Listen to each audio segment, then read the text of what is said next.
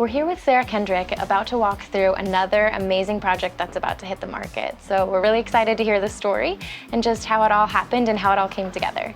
Thanks for being here. Thanks for having us. Yeah. Me. Both of you? There isn't us. So this house is gorgeous. I just Thank took a you. little walk through, and I just, from the beginning, was really excited about so many of the different features. Maybe tell me a little bit about what really jumped out to you about this house and what got you excited about it from the beginning. When Ashley and I walked in this past winter, I mean, just pulling up, we're in central Hyde Park where it's thriving and growing, and this house specifically just has so much original character and charm that our jaws hit the floor. And we just couldn't wait to get our hands on it. Yeah, so cool. I mean, I noticed initially that when we walked in, there's kind of like an open loft area.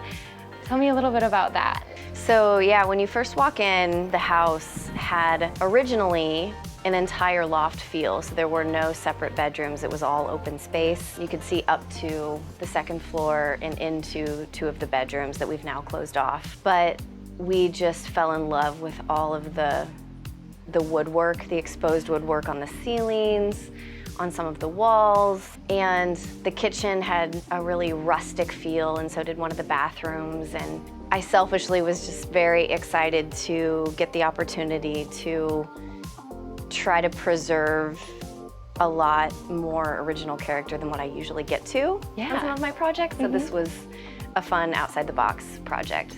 Not that there's, I mean, anything wrong with it, but it's really popular to come in and gut it and completely modernize it. And so it's really cool that you were able to preserve some of those features. I think so too. And don't get me wrong, I love a good gut job where I can completely make something brand new and shiny.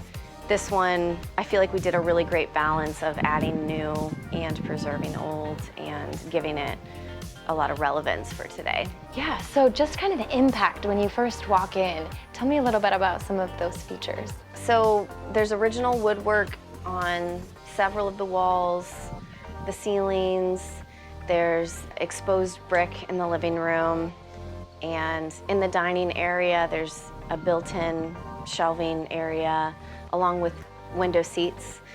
And then in the kitchen, we actually kept a hutch. There's a back area that we added a pantry and a little coffee bar. So we actually decided to leave the upper cabinets because they matched all of the original woodwork in the house. And then we had the general contractor match new base cabinets. So we kept some of the integrity of the original kitchen, but we added some new elements and added high-end quartzite countertops and a marble backsplash, and we really elevated it, but we also made it match the warmth of the home in general. And one of the other features that we decided to keep was the little breakfast area. Who doesn't like an intimate space to have coffee? So we added a really high-end quartzite countertop, and we just really love how it turned out. Yeah, oh, I love it. Okay, so let's talk about the second floor. So when we holistically looked at the whole house and we knew that we were going to resell this instead of hold it, we were trying to figure out how we could keep 3 bedrooms. We could have closed off the central loft space, but we loved how open it felt and we loved the exposed ceiling. So we opted to keep 2 bedrooms on the second floor and put a main suite on the third floor. And for the existing bathroom that's on the second floor, it had a really odd step that stepped up to the lavatory, and there were some features that felt a little confusing, so we recalibrated the room, but we kept some of the original architecture, like the moldings around the ceiling and the tile features that we picked. We chose like a green marble that was really warm, and it felt age appropriate to the house, but it modernized the style by adding a herringbone style inlay.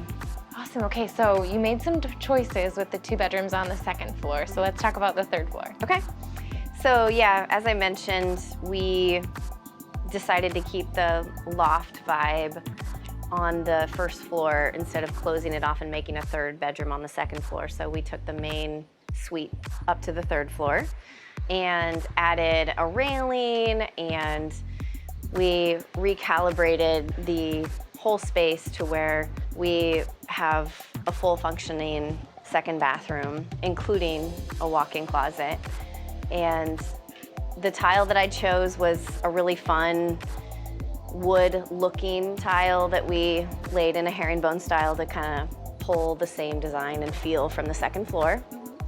And we added a soaker tub and a little vanity, and it just feels nice and intimate. So it could be your primary bathroom, or it could be a kid space, or it lends itself to pretty much anything, so. Yeah, it turned out awesome. Thanks. Yeah. Okay, so let's talk about lighting. Okay. So I chose some light fixtures that felt a little bit rustic, a little bit modern, that would pull all of the different elements together. I didn't want to go too rustic and make it feel dated, but I also wanted to elevate it, so I changed the finish throughout the house to black instead of brushed nickel or a different type of finish. And this huge loft space, I really wanted a statement chandelier, so I chose this enormous, beautiful black chandelier. And then to mirror that in the dining room, I chose a bell pendant that was pretty dramatic for the space. But because there's so much natural light radiating through in the house itself, I felt like the lighting that I chose really spoke to the house, so. Well, thanks so much for taking some time to chat with me on this beautiful front porch. The breeze is awesome, the neighborhood is so cute. I am in love with that community garden across the street, so I just hope just the perfect person finds this perfect house. I do too. I really think that somebody's just gonna fall in love with the originality and the space, but also the neighborhood and the street that it's on. It's just lovely, and somebody's gonna fall in love, I just know it. Yeah, I already have.